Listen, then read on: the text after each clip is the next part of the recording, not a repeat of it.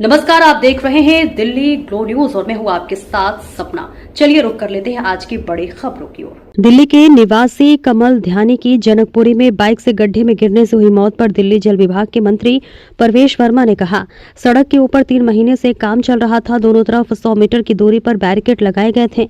पिछले 2 दिनों में यहाँ एक बड़ा गड्ढा खोदा गया था। इस लेन में इस तरफ यातायात बिल्कुल बंद था। कल यहाँ जो घटना घटी वो बेहद दुखद है। हमने दिल्ली जल बोर्ड को जांच के आदेश दिए हैं। निदेशक स्तर के अधिकारियों की एक समिति गठित की गई है। रिपोर्ट 24 घंटे के भीतर उपलब्ध हो जाएगी। मैंने मृतक के मित्र से बात की। कल रात करीब 11:45 पर मृतक ने घर फोन किया और कहा कि वह 10 मिनट में घर पहुंच जाएगा।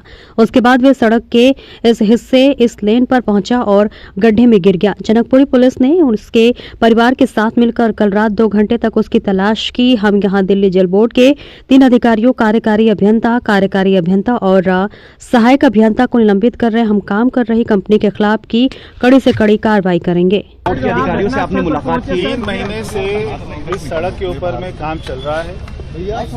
दोनों तरफ में 100 मीटर की दूरी पर बैरिकेडिंग की गई थी। पिछले 2 दिन में एक यहाँ पे बड़ा गड्ढे को खोदा गया। यहाँ पे इस साइड की लेन में कोई भी ट्रैफिक की मूवमेंट नहीं थी। कल जो यहाँ पे घटना हुई है बहुत ही दुखद है। हमने दिल्ली जल बोर्ड की तरफ से एक इंक्वायरी के ऑर्डर किए हैं। हमने कमेटी बना दी है। उसमें joint director, deputy director level के अधिकारी उसमें हमने रखे हैं। 24 घंटे में उसकी रिपोर्ट आ जाएगी। मेरी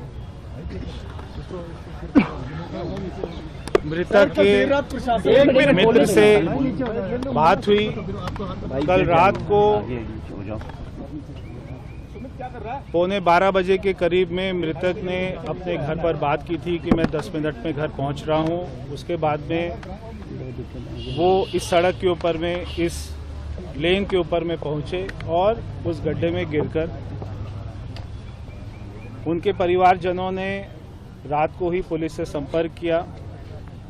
रात को जनकपुरी पुलिस ने उनके परिवार के साथ में 2-2.5 घंटे तक आसपास में उनकी कॉल रिकॉर्डिंग, कॉल लोकेशन वो देखकर आसपास के पार्कों में, आसपास के क्षेत्र में उनको ढूंढने की कोशिश की।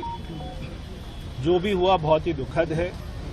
हम जल बोर्ड के यहाँ के जो अधिकारी हैं, जेई हैं, एक्सीएन हैं, एई हैं, वो तीनों को सस्पेंड कर रहे हैं। जो कंपनी यहाँ पे काम कर रही थी, हम वो कंपनी के ऊपर में भी कड़ी से कड़ी कार्रवाई करेंगे। दिल्ली जल बोर्ड के सीईओ ने पिछले महीने ही नोएडा इंसिडेंट के बाद में एक सर्कुलर इशू किया था। ठीक है। सारे दिल्ली जल बोर्ड के अधिकारियों को कहा था कि जहाँ पर भी काम हो रहे हैं वो वहाँ पर जाके खुद उसको चेक करें। ये 3 महीने से काम हो रहा था। कल रात को ही गड्ढा खुदा था। उसी के साथ में कॉन्ट्रैक्टर के 2 लेबर वो अपनी झुग्गी डालकर बैठे हुए थे। अभी वो लोग यहाँ पर नहीं हैं। अभी पुलिस उनको खोज रही है। वो रात को यहाँ पे मौजूद थे। क्या उनको रात में ही पता लग गया था या नहीं पता लगा था, ये तो एक बार उनसे पूछताछ होगी तभी पता लगेगा। हम जो भी हमारे नियम है एक्स ग्रेशिया, वो मृतक को जितना कंपनसेशन होगा वो हमारी सरकार की तरफ से, दिल्ली जल बोर्ड की तरफ से दिया जाएगा।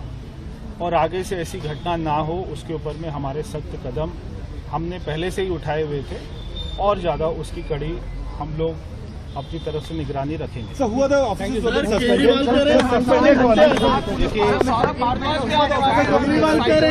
नीचे जेई, एई और एक्सीएन तीनों अधिकारियों की ये ड्यूटी बनती थी कि जब यहाँ पे गड्ढा खोदा गया रात को, कल पूरा दिन में काम चला, क्योंकि उन्होंने 100 मीटर दूर में दूसरी तरफ, और आप भी आए होंगे तो आपने देखा होगा, सभी मीडिया ने देखा होगा कि इस वाली लेन के ऊपर में कोई भी ट्रैफिक मूवमेंट नहीं है। दोनों तरफ में बैरिकेडिंग की गई है, क्योंकि एक उसमें कोना ऐसा छूटा हुआ है जहाँ पे 2 व्हीलर की मूवमेंट और 2 व्हीलर वहाँ से घुस सकता है। क्योंकि अभी सड़क की एक ही लेन चल रही है, उसके ऊपर में ट्रैफिक रहता है, इसलिए कुछ लोग इस सड़क को उपयोग करते थे कि वो जल्दी से निकल जाएं।